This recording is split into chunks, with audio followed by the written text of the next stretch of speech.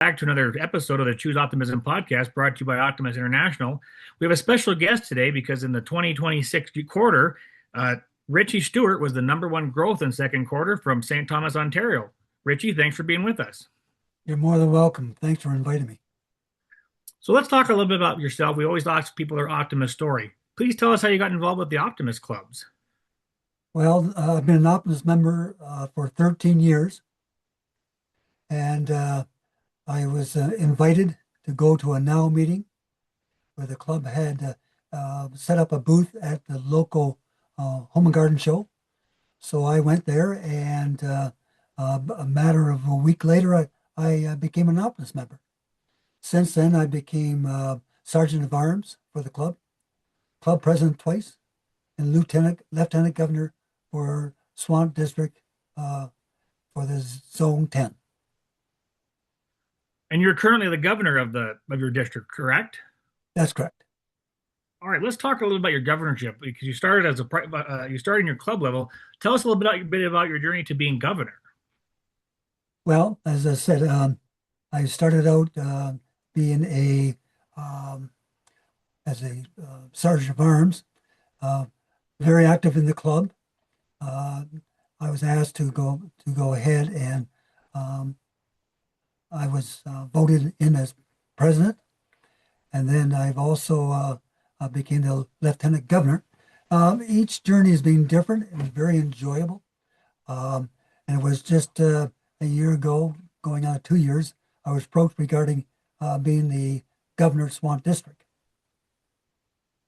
At that point, I really wasn't too sure what I was getting into. I did some research, and I'm glad I did take on the responsibility. Yes, how is your year as governor going, and what have you learned so far this year? It's gone very well. I was told when it was by other governors, there's a there's good the good events, there's the challenges and issues that come up, but I'm well supported and I have a great team. I got some advisors, so anytime I need to reach out to deal with a particular situation, um, I've had no trouble. They've been very cooperative, and we've done very well. So your second quarter has been really ecstatic with growth. Tell us a little bit about your growth this year as governor. Well, as growth issues, um, we started out with two clubs, um, Kilworth, Kamoka, as well as at Thetford. They had now meetings, and they were very successful. They both had approximately 14 new members each.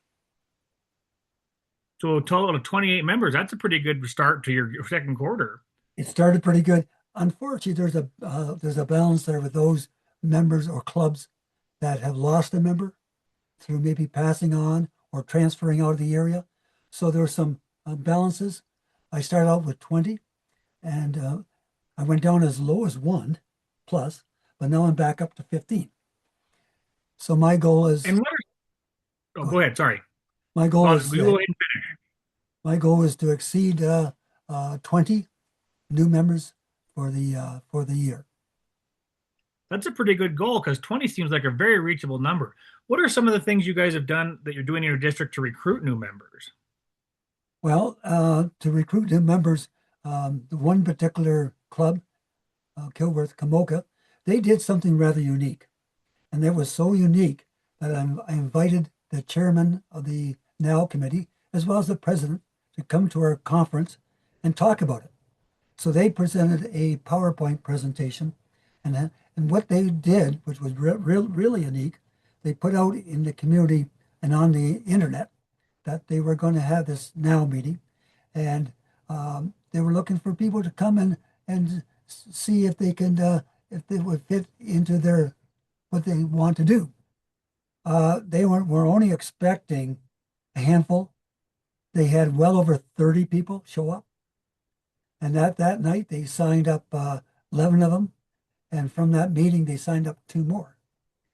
Since then, I believe they've added three more members to their club.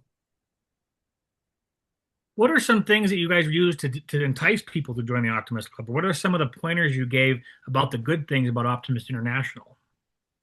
I think what we're trying to emphasize to the people is that we're looking for people who want to improve their lives. People who are, we just don't ask them, do you want to join a club? We ask them, is there something in your life that you want to improve? Then we give them the opportunity of looking at brochures. We also have learned to, and sometimes just invite them to come out and volunteer at a particular project. They get to see what we do. Then what we do from then, ask them to come out and come to a meeting and see how the meeting functions in the community.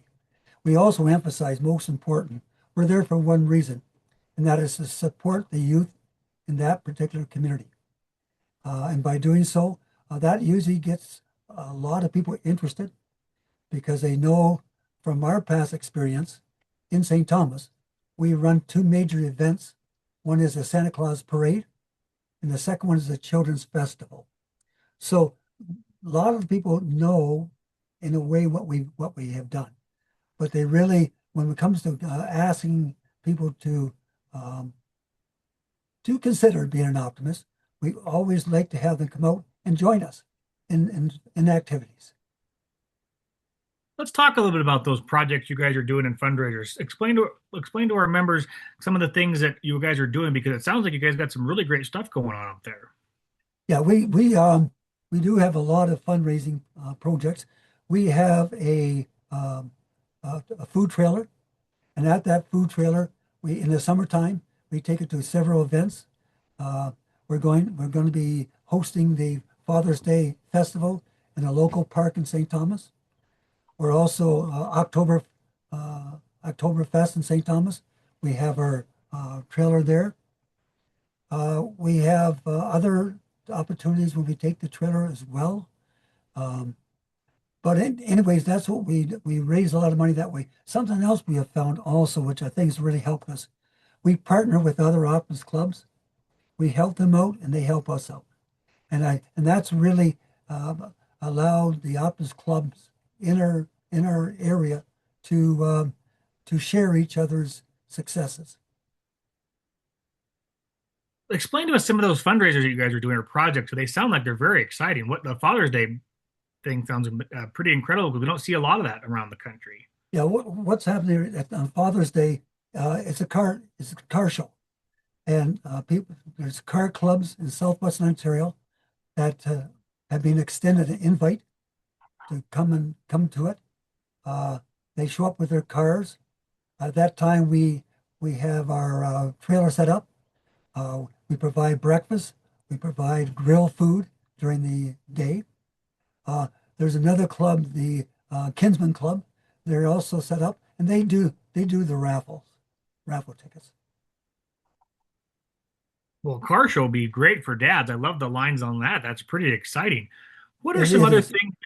What are some other things that the clubs are doing in your area that are driving membership and driving this force? Because your goal is 20 and you're almost there. But what are some of the other things that any club in your area is doing? A lot of clubs in our area reach out to do at special times. For example, we just got finished Easter. A lot of them have Easter hunts um, where the clubs invite the kids out to um, take part in their Easter hunts. Also, too, a lot of the clubs uh, they have rodeos where they have the local police station policemen come in and they look at their bikes. They give them advice on how to improve their safety when they're on the streets. That is quite popular. A lot of the other clubs they reach out and they do. For example, uh, my wife is known as the First Lady. Over Christmas time, we traveled to two different clubs in our area where Santa came to visit the kids and to give them gifts for Christmas. At that time, the Optimist clubs in that area, Riverside was one of them.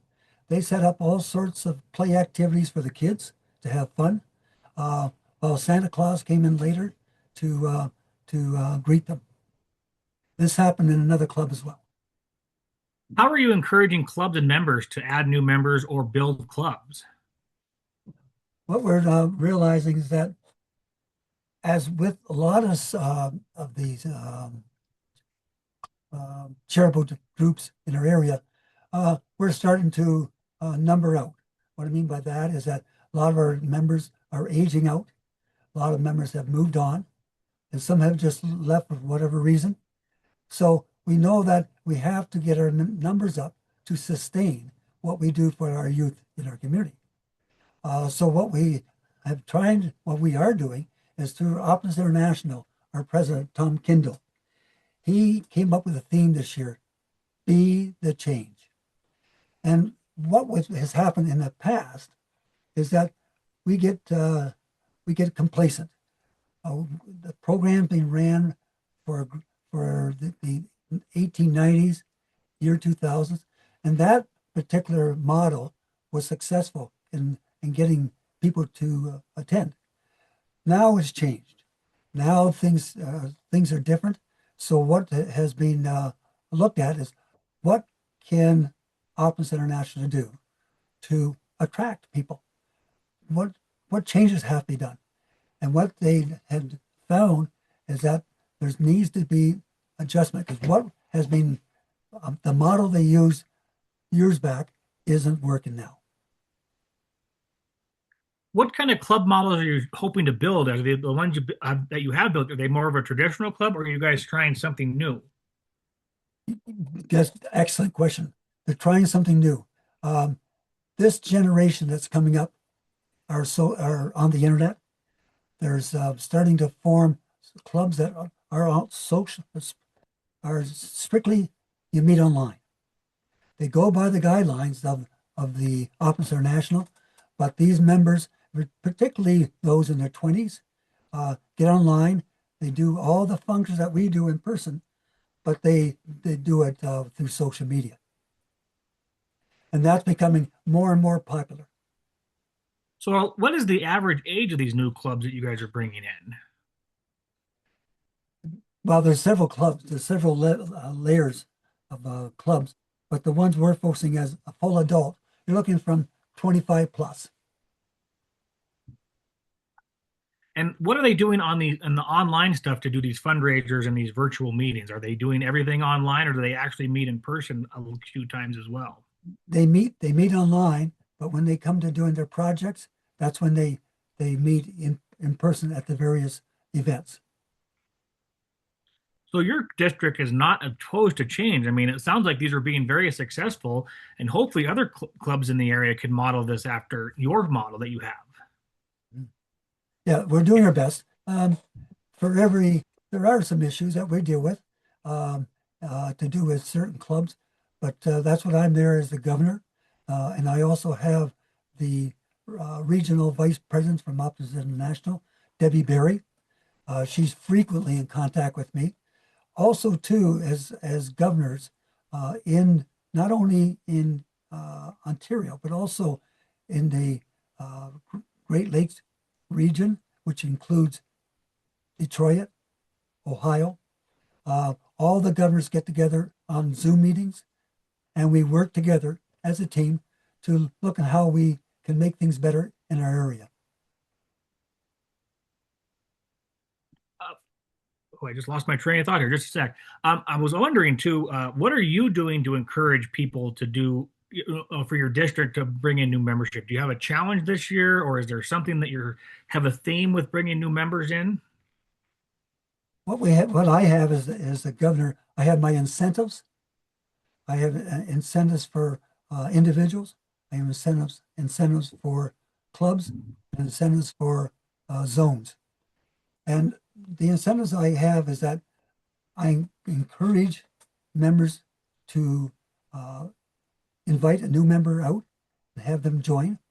And if they're successful in getting a member out, as they become a sponsor, and I provide them with a B package. Now, a B package consists of a B pin, which I'm wearing one.